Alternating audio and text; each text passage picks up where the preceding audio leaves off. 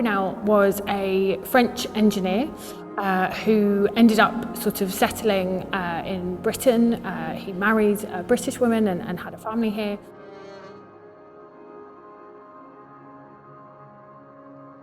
The name Brunel does seem to be sort of synonymous with bridges, particularly suspension bridges, but that's usually kind of Isambard Kingdom Brunel, so the kind of younger Brunel, Mark's son.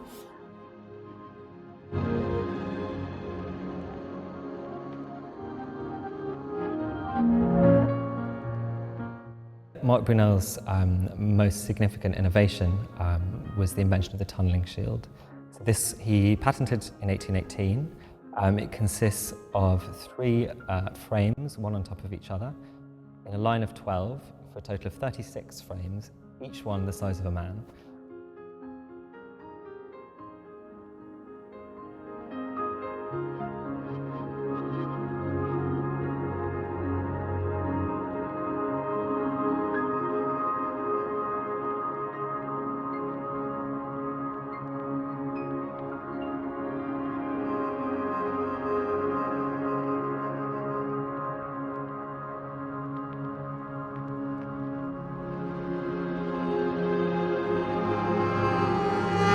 I think that Mark Brunel's greatest contribution to the Industrial Revolution was undoubtedly the Thames Tunnel.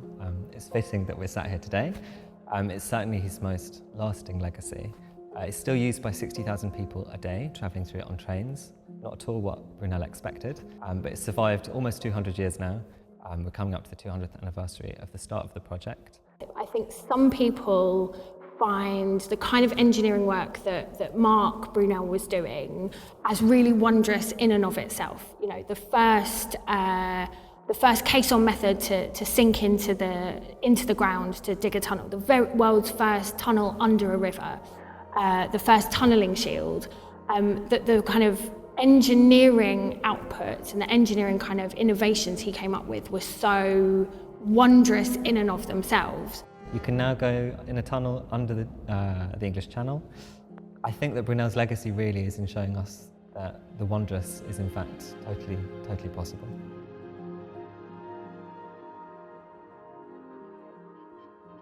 Best grade kind of Yorkshire best, as well as usually kind of secondary, kind of what they called number 3 iron, and that was used for kind of just producing pig iron.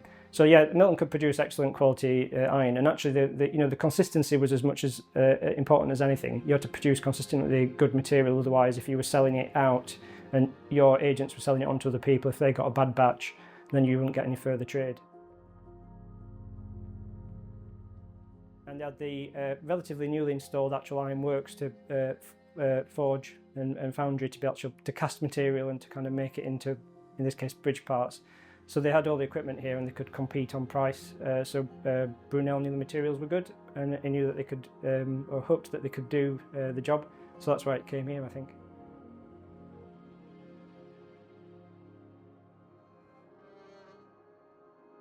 Well, I'm no expert on iron making, but where we are, the area where we are, South Yorkshire, we are rich in ironstone and coal, which is what you need for making iron. I mean, early on, in the early days, it was charcoal, and you can appreciate when something like these furnaces are going, how many trees have got to be chopped down to produce charcoal for iron.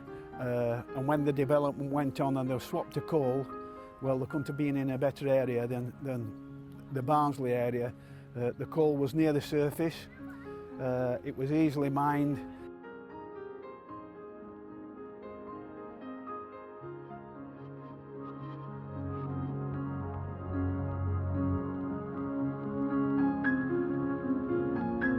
So one thing we found that we really weren't expecting was we found the remains of furnaces at this top level, and as part of that trench we also found layers and layers of made ground which was full of ironworks slag, and it was really concreted. And we think basically what they were doing is they were using the slag from the ironworks to develop areas of the site to put other bits on.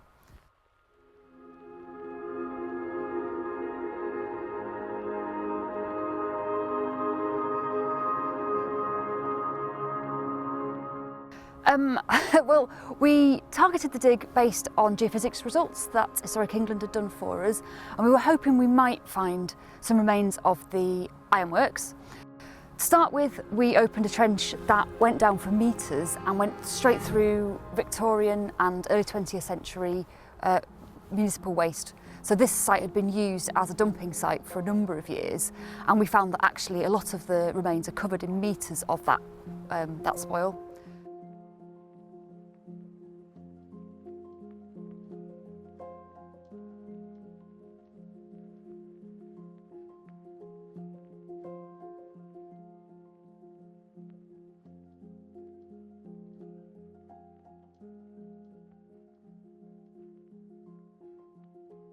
What I do know is that in October 1822, he wrote a letter in French to his oldest friend, a guy that he'd been at school with, to explain that he was sorry that he'd not replied to his letters sooner, but he'd been in the north of England. Given the day, and given that Brunel didn't really work on that many projects in the north of England, unlike his son, it's very likely that that letter refers to a trip to Elsica, possibly with Claude Navier or with another kind of interested person. He also, quite importantly, by 1823, when the thing was nearly done, he wanted to see it erected and tested. Because he was being paid, Brunel was being paid by the French government to deliver this contract to send it out to the Indian Ocean, to the overseas territory as it would have been, at the Ile de Bourbon. And so they really needed to see it being tested. And they did quite a lot of tests in 1823.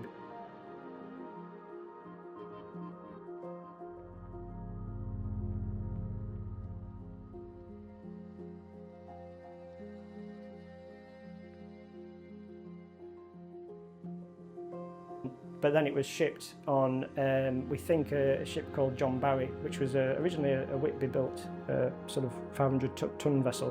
But it would have been more than one shipment, we think. So actually, it may have been a number of vessels, but John Barry was the main one. And that will have sailed probably in October, November 1823, and sort of set up or unloaded by 1824. The island of Bourbon, or Ile de la Réunion, was seized by the British during the Napoleonic Wars and was only returned to French sovereignty and control in 1814. That coincides with the restoration of the monarchy in France, at least for the first time before they got rid of them again. And so it makes total sense in that context that the French government would be very interested in kind of developing infrastructure in far-flung colonies in order to bring them into the fold.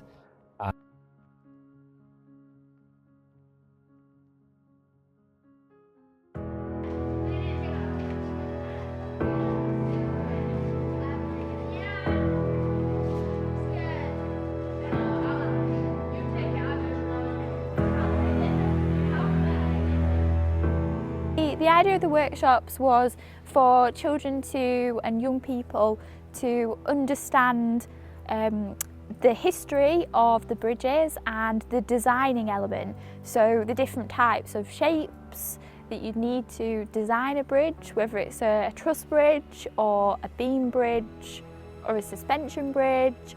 So we worked together, or they worked together in groups to design their own bridges and then build their own bridges with different materials like cardboard. We used engineering materials like screws and screwdrivers and little saws to help the young people to build their own designs that they had themselves designed.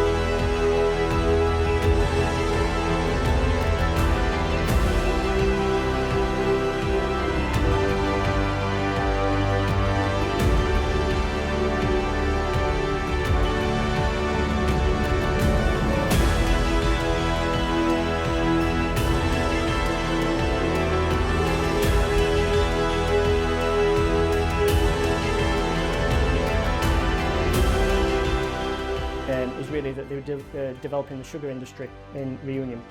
In order to kind of develop the sugar industry, they needed to improve the sort of internal communication, the road systems, and that involved bridges as well. In order to bring the labour in to work the sugar, they needed to connect the towns, because Reunion is basically kind of almost a sort of squished pie shape with lots of rivers going out to the kind of periphery. And so in order to kind of communicate around the island and get from centres of industry to get materials from sugar works out to kind of docks and things for delivery, you do need to improve road communications. So that's one of the reasons really why they wanted to do bridges.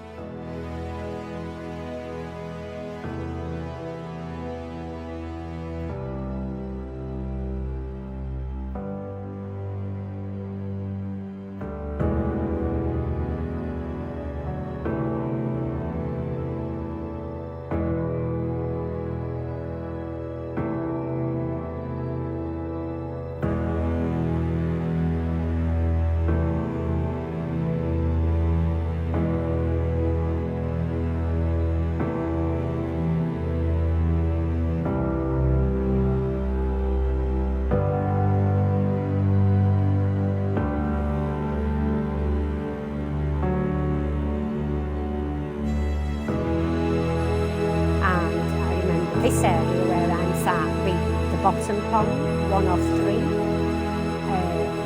I was probably about 6-year-old when it was drilled and filled, Moses backfill, but it is literally where the Milton Ironworks and Foundry were what made those bridges back in Milton.